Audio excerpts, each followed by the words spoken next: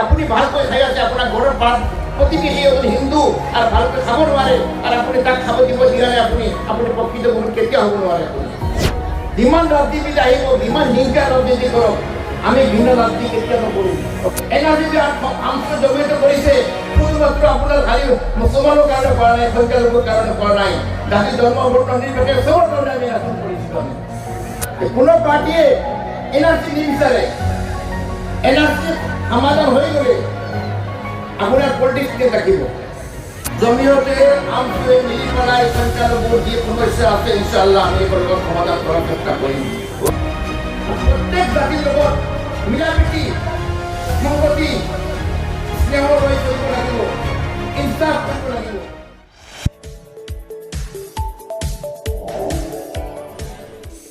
যে আপুনি নমাজ পঢ়ে, ৰোজা ৰাখে, এইটো ডাঙৰ এবাদত, কিন্তু প্ৰকৃত মুমিন সেই মুমিন হয় যি সকল মুমিনে মানৱ সেৱা কৰে। আমটো এটা ডাঙৰ মানৱ সেৱাৰ জমিয়ত এটা মানৱ সেৱা এটা আপোনাৰ ঠাই কিন্তু আপোনাৰ এই সংগঠন যদি আপুনি মানৱ সেৱাৰ ভাল চিন্তা ৰাখি কৰে তেনেহ'লে আপোনাৰ জীৱনো ভাল হ'ব, মানুহৰ উন্নতি হ'ব, লগে লগে আপোনাৰ পৰিয়ালৰ উন্নতি হ'ব। আৰু যদি আপুনি এই আমচুক এই জমিয়তক দুৰ্ব্যৱহাৰ কৰে, এই পদত থাকি পেলাই অন্যায় কৰে, মানুহৰ লগত মিলাপ্ৰীতি যিটো থাকিব লাগে, মানুহৰ উন্নতিৰ চিন্তা নকৰি ব্যক্তিগত চিন্তা কৰে, তেনেহ'লে মনত ৰাখিব এই আমচু হওক, জমিয়ত হওক, যিকোনো মানুহ পদত থাকিব, এদিন হ'লে এদিন 5 দিন 5 মাহ ভিতৰত তাই ওলাই যাব লাগিব।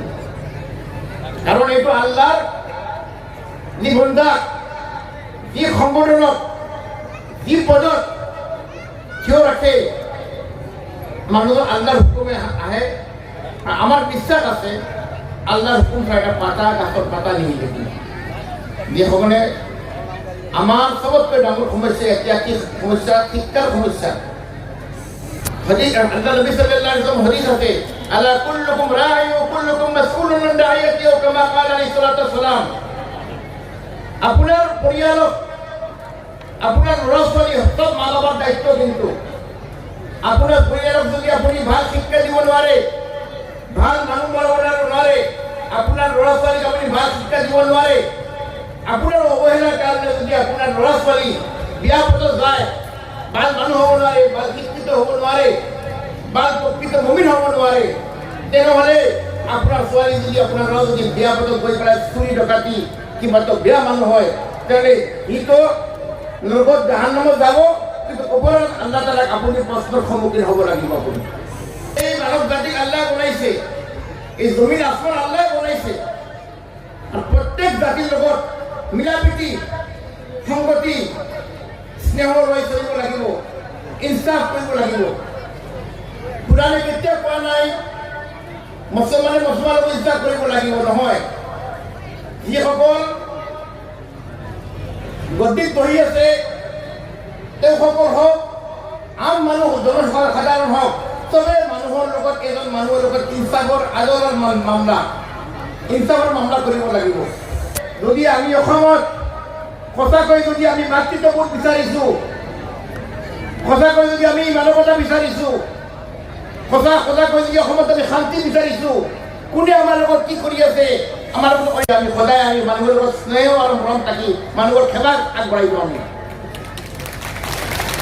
আপোনাৰ গাঁৱত যদি এজন হিন্দু মানুহ থাকে, আপুনি ঘৰত আছে আৰু আপুনি যদি ভালকৈ খায়, এটা হিন্দু মানুহে খাব নোৱাৰে, আপোনাৰ কৰ্তব্য, আপুনি প্ৰকৃত মুমিন কেতিয়াও হ'ব নোৱাৰিব। যদি হাদিছ শৰীফত আছে যে আপুনি ভালকৈ খাই আছে, আপোনাৰ ঘৰৰ প্ৰতিবেশী এজন হিন্দু আৰু ভালকৈ খাব নোৱাৰে আৰু আপুনি তাক খাব দিব দিয়া নাই, আপুনি প্ৰকৃত মুমিন কেতিয়াও হ'ব নোৱাৰে। আপুনি প্ৰকৃত মুমিন হ'লে আপুনি এই আপোনাৰ প্ৰতিবেশী যিকোনো ধৰ্মৰ মানুহ হওক, আপুনি তাৰ লগত একে আপোনাৰ নিচিনা আপুনি চিন্তা কৰিব লাগিব। আমাৰ মদৰিছা সদায় কৈ থাকে, আপুনি আপোনাৰ গাঁৱত যিকোনো মানুহ হওক, অন্য ধৰ্মাৱলম্বী মানুহ হওক, তেওঁৰ ঘৰত যোৱা, তেওঁৰ বিপদত, তেওঁৰ মুচিবতত, তেওঁৰ ঘৰত কোনোবা যদি ফাংচন হয় গৈ পেলাই আপোনালোকে জইন কৰক, মিলাপ্ৰীতি ৰাখক। বিপদত থাকিলে মানুহৰ লগত বিমাৰ থাকিলে হস্পিটেল লৈ যাওক, যিকোনো কামত সুবিধা অসুবিধা বিপদত চব কামত সিহঁতৰ লগ দিলে আমাৰ অসমত ভিতৰত মিলাপ্ৰীতি থাকিব আৰু ইনশাল্লাহ আমি কৈছোঁ যিকোনো ৰাজনীতি দল আহিব যিমান হিংসা ৰাজনীতি কৰিব আমাৰ যদি গাঁৱে গাঁৱে মিলাপ্ৰীতি থাকে কোনে একো কৰিব নোৱাৰিব সেইকাৰণে আমাৰ নবী সাল্লাল্লাহু আলাইহি ওয়াসাল্লামৰ হুকুম নিৰ্দেশ যদি আমি পালন কৰোঁ যিমান ৰাজনীতি আহিব যিমান হিংসা ৰাজনীতি কৰক আমি ভিন্ন ৰাজনীতি কেতিয়াও নকৰোঁ আমাৰ ইছলামে কেতিয়াও হিংসা নিশিকায় আমাৰ ইছলামে সদায় মিলাপ্ৰীতি শিকাইছে ইছলামৰ আদৰ্শ হ'ল আমি মিলাপ্ৰীতি ৰাখিব লাগিব আমাৰ কাৰণে যিটো চিন্তা কৰিম আমাৰ প্ৰতিবেশীৰ কাৰণে সেই চিন্তা কৰিব লাগিব ভাইসকল আজি আমাৰ ওপৰত যিটো বিপদ আহিছে মানুহে জানে আমাৰ কিছুমান ৰাজনীতিবিদ মানুহ আছে আহি পেলাই আপোনাৰ হিন্দু মুছলিম কৰিব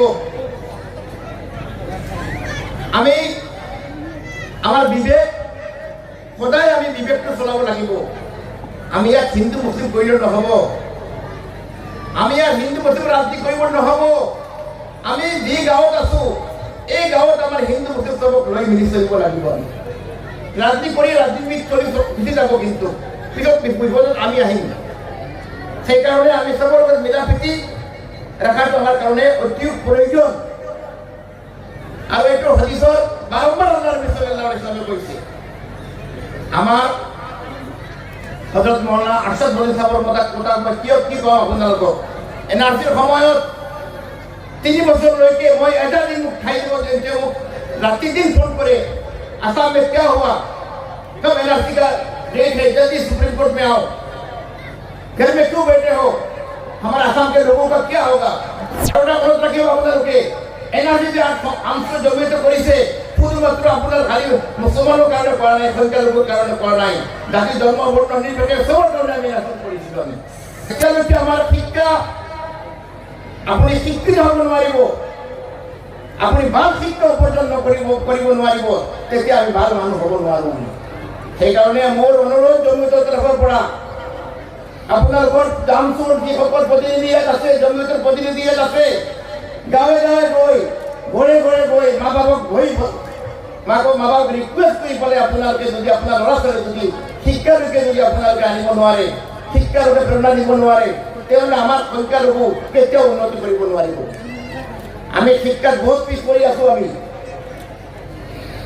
সেইকাৰণে আমাৰ ডাঙৰ দায়িত্ব এইটো শিক্ষাৰ দায়িত্ব এটা কথা মই আকৌ কৈ আছোঁ আপোনালোকক এতিয়া আপোনাৰ এনআৰচি সুপ্ৰিম কোৰ্টত এনআৰচি কোঅৰ্ডিনেটৰ তেওঁ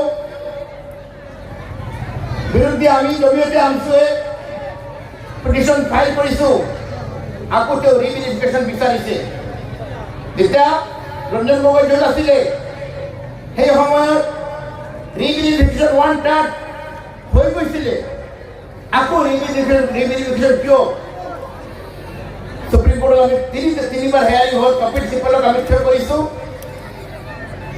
কপিল চিব্বলে কোৰ্টত কৈছে কথাটো যে এইটো কণ্টেম্প্ট অফ কোৰ্ট আকৌ কিয় ৰিভেৰিফিকেশ্যন লাগে আমি কিবা পিটিশ্যন চেঞ্জ কৰি আকৌ দিছোঁ 4 সপ্তাহৰ কাৰণে ভিতৰত আমচুৰ এনআৰচি কোঅৰ্ডিনেটৰক আপোনাৰ চকু ধৰি দিছে 4 সপ্তাহৰ ভিতৰত আপুনি আমাক আকৌ কওক আৰু আপুনি ৰিপ্লাই দিয়ক তে আকৌ আপোনাৰ এই ৰিভেৰিফিকেশ্যন উঠিব লাগে আপোনাৰ সমস্যা হোৱা নাই সমস্যা সমাধান হোৱা নাই ঘৰত বহি থাকিলে নহ'ব আপোনালোকে দোৱা কৰিব লাগিব আমাৰ কাৰণে দোৱা কৰক আমচুৰ কাৰণে দোৱা কৰক জমিয়তৰ কাৰণে দোৱা কৰক মৌলানা আৰশাদ কাৰণে দোৱা কৰক আপোনালোকে এই সমস্যা সমাধান হোৱা নাই আমি ইনশাআল্লাহ যদি যাম কালি ৰঞ্জন গগৈ কি কৈছিলে পৰহি এটা মিটিঙত নিজে তেওঁ কৈছে কলকাতাত কোনো পাৰ্টীয়ে এনআৰচি নিবিচাৰে এনআৰচি সমাধান হৈ গ'লে আপোনাৰ পলিটিক্স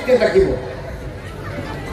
এইটো হ'ল সঁচা কথা সেইকাৰণে আমি এটা শুদ্ধ এনআৰচি বিচাৰোঁ আৰু যিসকল 19 লাখ মানুহৰ নাম থাকি গ'ল যিসকল মানুহৰ নাম নথিপত্ৰ থকা পিছতো আপোনাৰ এতিয়ালৈকে মানুহৰ নাম অহা নাই আমি চৰকাৰক আহ্বান জনাইছোঁ আমি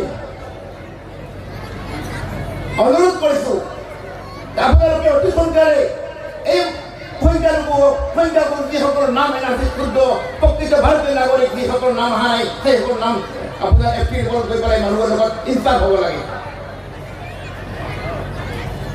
সুপ্ৰিম কোৰ্ট আছে, আপোনালোকে চিন্তা নকৰিব। আমি আকৌ সুপ্ৰিম কোৰ্টলৈ যাম। যিকোনো বিপদ আহিব অসমত, সংখ্যালঘুৰ বিপদৰ আমি আমছো জমিয়ত একেলগত থিয় হৈ আমি ইনশাআল্লাহ সুপ্ৰিম কোৰ্টত যাম। মই আকৌ মোৰ বক্তব্য সামৰ আগতে এটা কথা কৈ আছোঁ, যেনেকুৱা আমি জমিয়তে আমছোৱে এই 5 বছৰৰ পৰা আমি যদি আছোঁ 2012 চনৰ পৰা ইনশাআল্লাহ আমি আশা ৰাখিছোঁ আগন্তুক দিনত আমি আমছো জমিয়তে সমাজৰ যিকোনো কাম হওক, জাতি ধৰ্ম বৰ্ণ নিৰ্বিশেষে আমি চবৰ লগত মিলি চবৰ কাৰণে চিন্তা ৰাখি NRC হওক কিবা যিকোনো এডুকেশ্যনৰ সমস্যা হওক, আপোনাৰ যদি গাঁৱত স্কুল লাগে, স্কুলৰ সমস্যা আছে, আমি জমিয়তে মিলি চান্দা কৰি 1 টকা চান্দা কৰি স্কুলত আমি নিৰ্মাণ কৰিব বিচাৰিম ইনশাআল্লাহ। এডুকেশ্যন ল'লে নহ'ব, যিকোনো স্কুলৰ সময় যিটো আহিব আপোনালোকে ইনশাআল্লাহ আমি জমিয়তে যি সহায় কৰিব পাৰে গোটেই অসমতে চান্দা কৰি আমাৰ তৰফৰ যিটো দিব লাগে আমি দিম। আমছোৰ লগত মিলি পেলাই আমি স্কুলত নিৰ্মাণ কৰিম। আমাৰ শিক্ষা নহ'লে একো নহ'ব। আমি আকৌ মই কৈ আছোঁ, লগতে যদি আপোনাৰ ধাৰ্মিক শিক্ষা নাথাকে, আপোনাৰ বেচিক নলেজ যিটো আছে ইছলামিক নলেজ, এইটো নাথাকিলে আপোনাৰ চব বৰবাদ হৈ যাব।